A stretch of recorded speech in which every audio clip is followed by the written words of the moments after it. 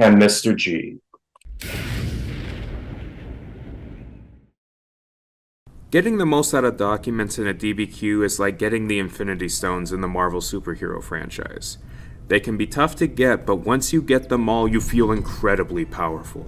In the context of a DBQ, you must always obtain the document's tesseract and ether to determine where to put the document and what's the document's own reality. After that, you are left with 4 stones: the power, soul, mind, and time stones.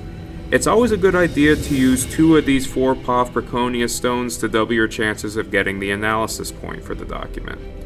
But after this video, you'll be able to get all 4, and then you are inevitable. The document we're going to be examining in this video is a political cartoon. Through these tips, you'll be able to give it the snap with all the Infinity Stones you're going to earn. Now be careful, young historical Avenger. Just like the Infinity Stones themselves, these document tips are merely tools to help you accomplish your goal. You have to determine how to use them in your paper. Will you give CollegeBoard the snap, or will you snap yourself out of existence? It's up to you. But we have other videos on this channel to help you also. Step 1. Achieving the Space Stone. Placing your document in the right spot of your DBQ. Much like the Tesseract can move people to where you want them to go, you must assign the right Persia factors to your doc so they can be moved to the right body paragraphs whose Persia factors best match your thesis. The good news is, if you know what the document is by looking at the citation, sometimes the Persia factors are already given away. As a political cartoon, politics easily come to mind as the first Persia factor.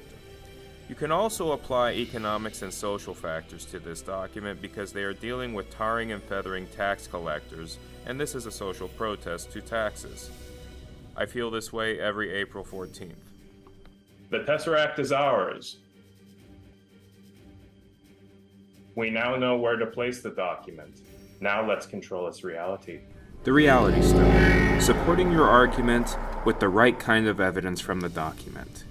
Every document exists in its own reality, and has pieces of evidence that can be used as ammunition to defeat the prompt in the DBQ.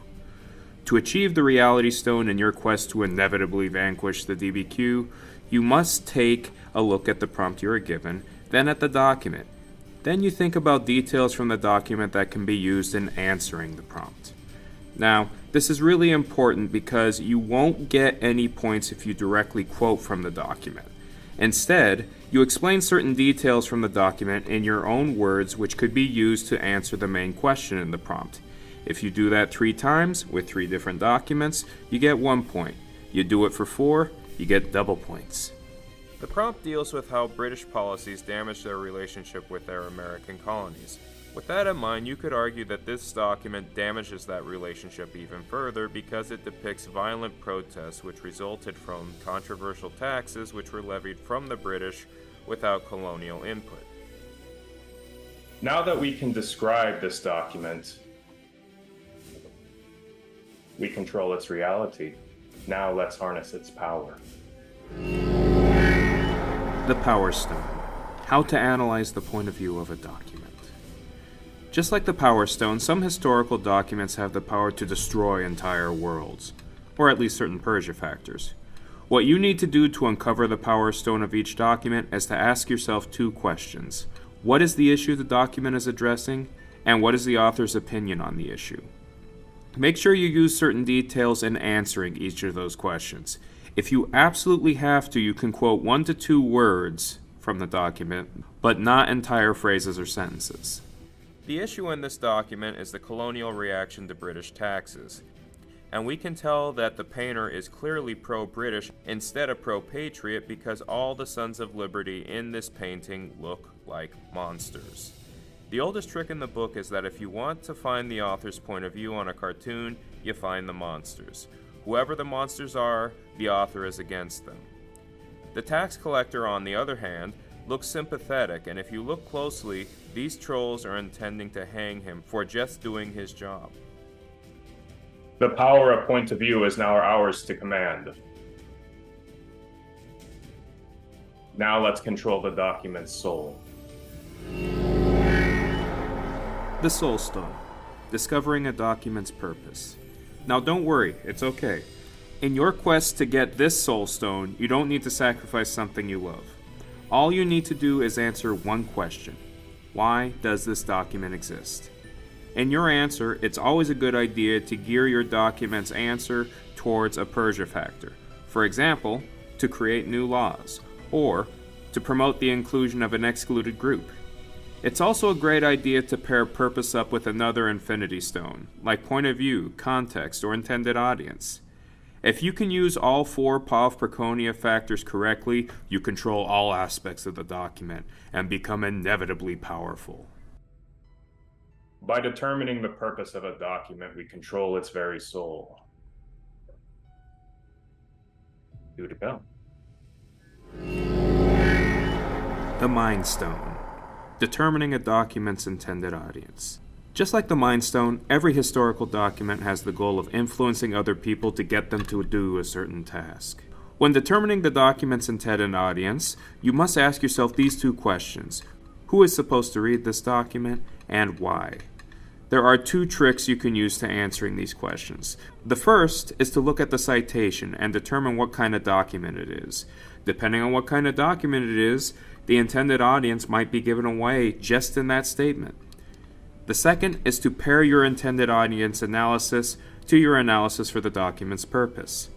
If you can explain that the intended audience is a specific person or group by pairing it back to the reason why it was written, both attempts for intended audience and purpose get stronger.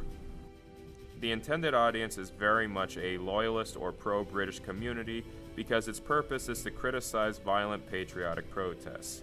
If the Sons of Liberty ever saw this painting, the author would be the next person they'd tar and feather. With the Mind Stone in our possession, we can control the document's intended audience. Now let's place it in time. The Time Stone. Isolating a document's context. Now this Infinity Stone tends to be harder to achieve than others, yes, even the Soul Stone, because when you're trying to achieve the Time Stone, you're answering this question. What is the document's relationship with major events? Depending on what the document is saying or showing, you might find clues that this document was written before, during, or after a major event based on what is mentioned or not mentioned. In other cases, the kind of document it is gives away context in the citation. This document's reaction to major events is rather clear. This document was painted after the Tea Act was passed and the Sons of Liberty protest with the Boston Tea Party. We can tell that because the Sons of Liberty were founded as a reaction to unpopular taxes like the Stamp and Tea Act, and we can even see a reference to the Boston Tea Party in the corner of this painting.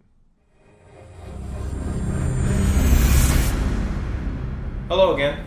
Hope you enjoyed that video. If you are a teacher, resources for this topic and so many others can be available on my Teachers Pay Teacher store, Sci-Fi High School. And if you like this video, take a look at the channel.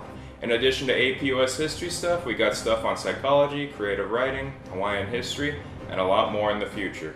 So with that said, live long and prosper, e malama pono, and see you next time.